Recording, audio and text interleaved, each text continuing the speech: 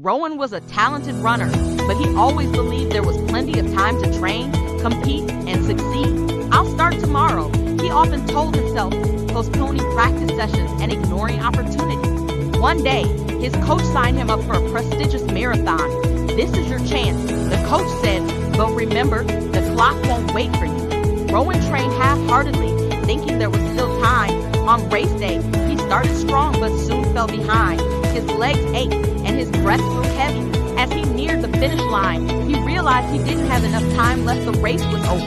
Defeated, he sat on the ground, regretting the days he had wasted. His coach walked up to him and said, "Life is like this race, Rowan. If you don't value time, it will run ahead of you. Don't wait for tomorrow. Start now." That day, Rowan learned the true value of time. He trained harder, seized every opportunity, and never wasted a moment again. Years later, he became a champion not just in running, but in life. Time waits for no one. Run while you can. The secret talent show in the bustling town of Willowbrook. Three best friends, Emma, Leo, and Maya, were inseparable. They spent their days exploring the forest, making up silly songs, and dreaming of adventures. But there was one thing they all agreed on: none of them were good at anything special. One day, their teacher, Mr. Carson, announced that the school was hosting a talent show. "Bring your best talents," he said, clapping his hands. "Singers, dancers, magicians, everyone is welcome." Emma frowned. "But what if you don't have a talent?" "Everyone has a talent," Mr. Carson replied. "You just might not know it yet." The trio sat together under their favorite oak tree after school, feeling unsure. "I can't sing," said Emma.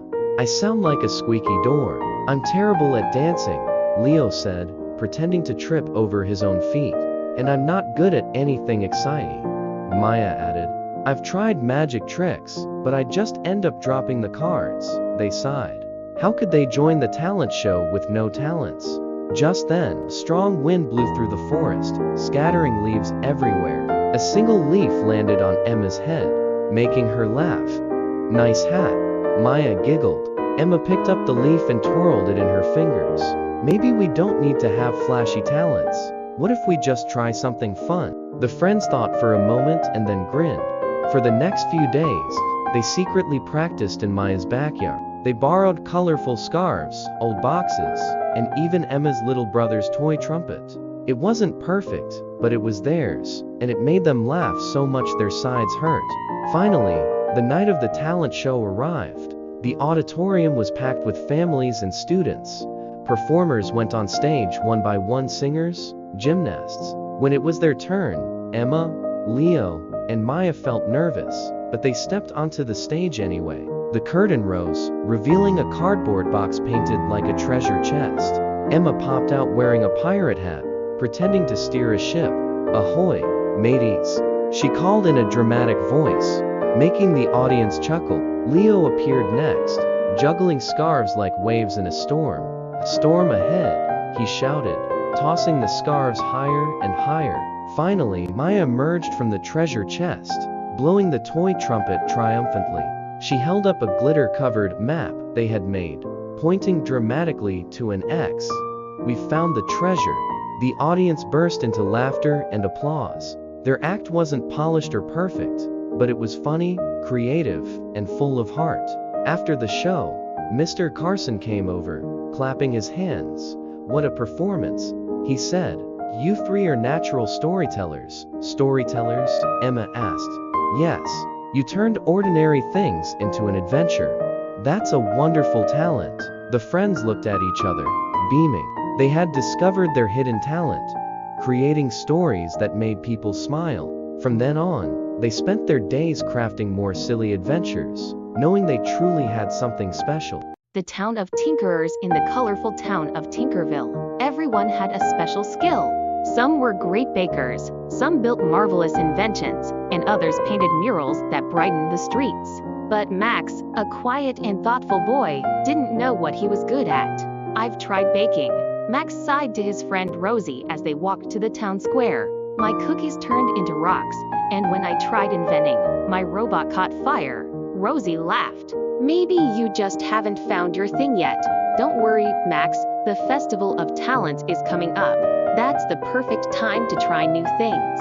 The Festival of Talents was the most exciting event of the year in Tinkerville. Booths lined the square, showcasing all kinds of talents. There was a music stage, a crafting corner, and even a juggling competition. Max decided to give it another try. He wandered over to the music stage and picked up a tambourine. "Maybe I can make music," he thought. But the moment he shook it, it slipped out of his hands and landed with a loud clang. "Oops," Max muttered, walking away quickly. Next, he tried the crafting booth. He glued popsicle sticks together, but they ended up stuck to his fingers instead of the paper. Max felt more discouraged with every attempt. "I don't have a talent," he said, sitting on the edge of the fountain. Just then, a gust of wind blew through the square, carrying a flyer that landed in Max's lap. It read, "Help needed. Maze builders wanted in the garden." Intrigued, Max followed the signs to the garden. A group of kids and adults stood around a giant maze made of hay bales. "We need help designing the paths," said Mr. Green, the gardener. Max hesitated.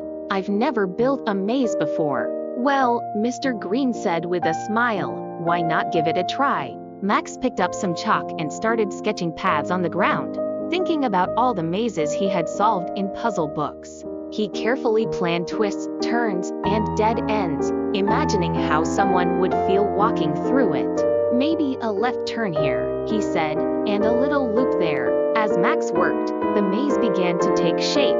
The others followed his chalk lines, arranging the hay bales exactly as he had drawn. By sunset, the maze was complete. "It's amazing!" Rosie exclaimed when she arrived to see it. "Let's test it out," someone shouted. People began walking through the maze, laughing and cheering as they tried to find the way out.